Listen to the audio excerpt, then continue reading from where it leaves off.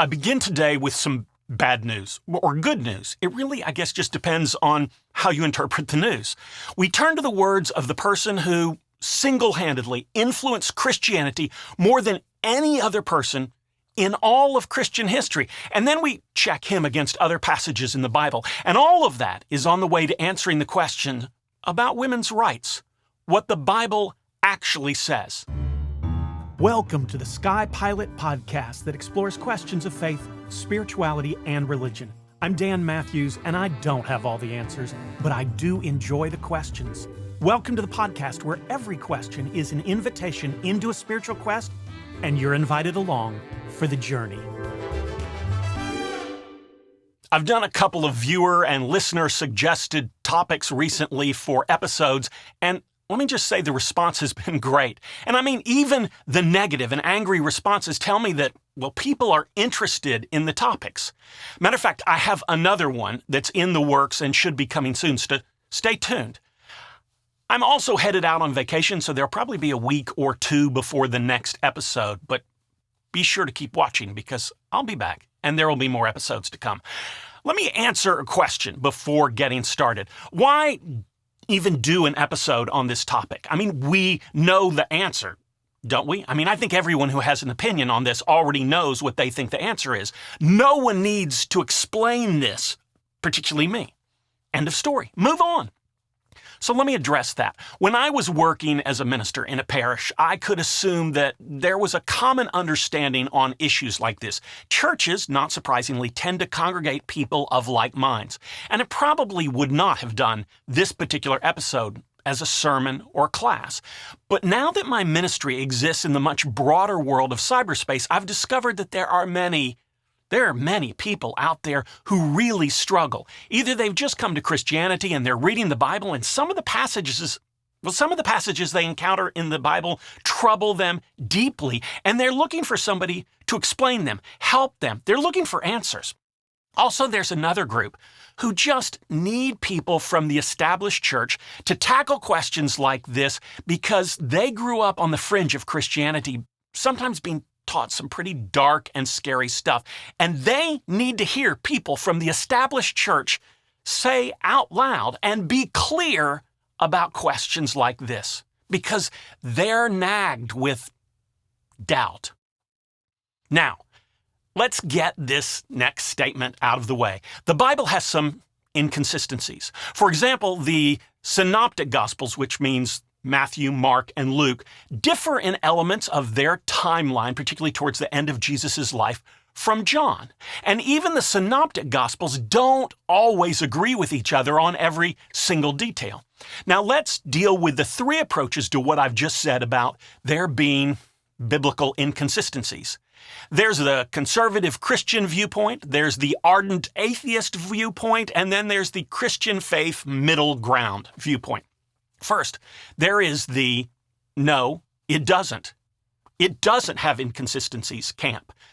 This sentiment often is founded on the notion that inconsistencies would mean the Bible is flawed.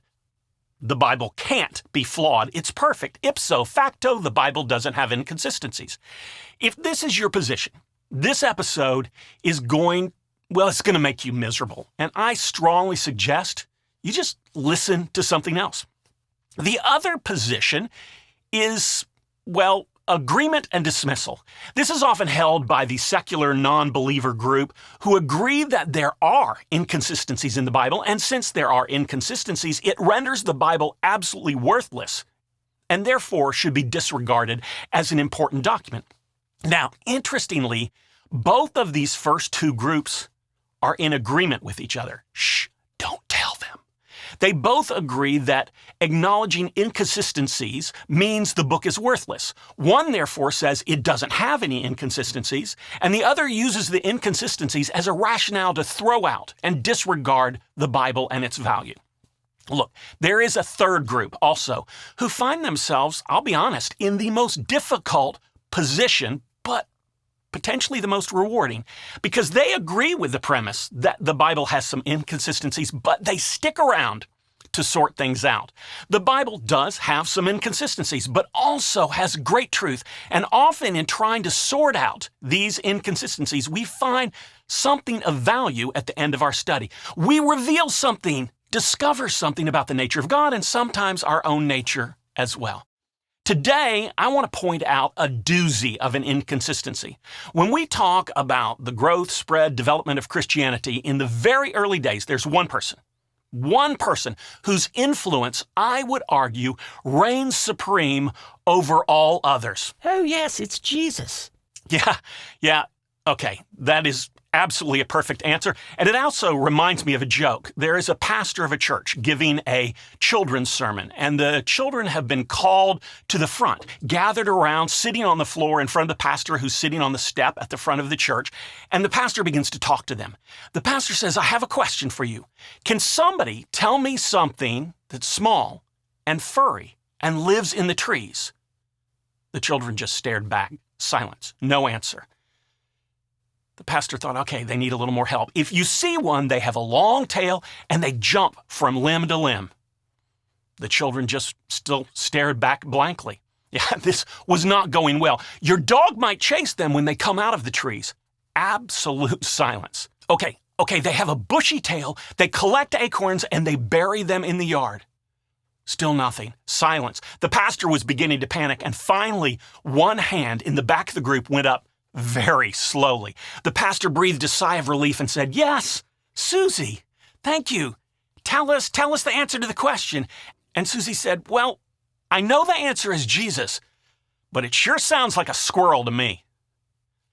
So yes, Quark, you're not wrong just to default to the idea that Jesus has the greatest influence on the church, but let's consider Jesus like the free space in bingo, a given.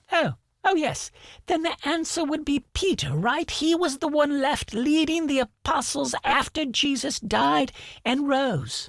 Okay, that's fair, and that's another great answer. But in this case, I think many who studied the history of Christianity would say there is another person who was even more influential than Peter. More influential than Peter? Oh, Paul. Exactly. I think it could easily be argued that Paul's influence upon the early Christian church and the direction of the early Christianity, and even later Christianity, is greater than probably the next three most influential disciples, apostles combined. So when Paul speaks, we listen. We pay attention. So let's look at the book of 1 Timothy. It's one of what are called the pastoral epistles of Paul. Isn't 1 Timothy one of the books of Paul that is disputed as to whether or not it was even written by Paul? Yeah, nice. Well done. Many scholars believe that 1 Timothy was actually written after Paul's death. Now, briefly, I'll give you part of the reasoning. There are over 300 words in 1 Timothy that Paul doesn't use in any of the letters he wrote, the ones that are universally understood to have been written by him. So scholars think that given that that's so many words, he likely did not, or perhaps did not write 1 Timothy. So 1 Timothy may or may not have been written by him. But here's the reason that we press on. For much of church's history, it was understood to have been written by him, regardless of whether or not we now think so. And whether or not he wrote it himself, it still exists. And it's still in the Bible. And the inconsistency we are going to point out is very real, regardless of who wrote the actual letter. So, in the second chapter of 1 Timothy, we come to the following passage. Paul's talking about how to be faithful in prayer. And Quark, I want you to listen carefully to this one because there's a lot going on in this passage. Okay. Paul says, "I desire then that in every place the men should pray, lifting up holy hands without anger or argument." Oh, peaceful prayer. I like that. That's very good. Also, that the women should dress themselves in moderate clothing with reverence and self-control, not with their hair braided or with gold, pearls, or expensive clothes. That took an odd turn, didn't it? Suddenly Paul becomes a fashion expert. What happened to prayer and spirituality? But with good works, as is proper for women who profess reverence for God. Okay, good works. This is nice. At least we've left the fashion police aspect behind. Let a woman learn in silence with full submission. Wait, what? I do not permit a woman to teach or to have authority over a man. She is to keep silent. Okay, I knew this kind of thing existed in the Bible, but I didn't know it was so blunt. Are you sure all of that is in the Bible? Yeah, it's all there. Because I don't want it to be. Right? Okay, so it would be so easy to read those words and think, well, the Bible is spoken. And those are the words of Paul, no less. So the Bible has spoken through the words of Paul. Not much we can say in response to that. I mean, the Bible's pretty clear right there. Women are to remain silent, submissive, and not teach nor have authority over men. And the authorship may be debated, but by tradition, those are the words of Paul, the most influential apostle of all time. Okay, let me just say at this point that I hope you are not ending the podcast here. No, I'm not. So first, these are strong and certain words, and if we're going to, and we are going to question them, we need to be careful. We need to have a source that is biblical, not just biblical, but of more authority than the Apostle Paul himself. Okay, this time I actually do know the answer. It's Jesus. Oh, squirrel. No, just kidding. I know the answer is Jesus. Yeah, exactly. So we need some words or actions by Jesus that call this idea of submissive and silent women, well, into question. Let's start with the 12th chapter of Matthew. Jesus is talking to a group, and someone comes and tells him that his mother and brothers are outside wanting to speak to him. Here's the passage. While Jesus was still talking to the crowd, his mother and brothers stood outside wanting to speak to him. Someone told him, "Your mother and brothers are standing outside wanting to speak to you." He replied, "Who is my mother and who are my brothers?" Pointing to his disciples, he said, "Here are my mother and my brothers. For whoever does the will of my Father in heaven is my brother and sister and mother." Now, this is an interesting passage. Jesus points to the crowd and says, "Here are my mother and brothers." At that particular time, linguistically and culturally, he just would not have pointed to a crowd of all men and referred to them as his mother, brothers, and a little bit later, sisters. So without question, this passage links two things. He's pointing to a group of men and women, and the passage is clear that he's pointing to the disciples as he spoke. The Bible's clear to me that it considers there to be men and women amongst the disciples. But couldn't the Bible have just been referring to the men when referring to the disciples? Yeah, maybe it could have, but it would have made no sense for Jesus to talk about the men and women. The original author of that passage clearly understands the women to be every bit as much a part of the group called the disciples as the men. And Jesus' words himself make it clear that he does too. And also, as Jesus hung on the cross, he looked at his disciple John and his mother, and he gave them to each other in one of the truly beautiful, poignant moments in all of Scripture. "Woman, here is your son." And to the disciple, "Here is your mother." Now, this seems like a pretty equal gift. There isn't even the slightest sense that Mary is to be silent or a servant, or that she is a possession being handed over. They are being given as equals to each other. Okay, I want to say that these are good, but they're not fantastic. I need something that shows beyond a shadow of a doubt where Jesus stood. Okay, that's fair. And I think the most convincing passage of all happens in what is arguably the most important moment in all of Christianity, which would be the resurrection of Jesus. So let's turn to the Gospel of John, the 20th chapter. Mary, as in Mary Magdalene, approached the tomb and sees two angels in white, and she begins to cry. She begins to cry because she realizes that Jesus' body is missing. And at that moment, she turns around and she saw Jesus standing there, but she didn't realize that that was Jesus. And Jesus, at that moment, asked her, "Woman, why are you crying? Who is it you are looking for?" Thinking that he was the gardener, she said, "Sir, if you have carried him away, tell me where you have put him, and I will get him." Jesus said to her, "Mary." She turned towards him and cried out in Aramaic, "Rabboni," which means teacher. Jesus said, "Do not hold on to me, for I have not yet ascended to the Father. Go instead to my brothers and tell them, I am ascending to my Father and your Father, to my God and your God."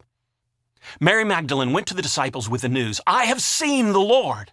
And she told them that he had said these things to her. This is dramatic. If there was no resurrection, then the entire Christian faith would not exist.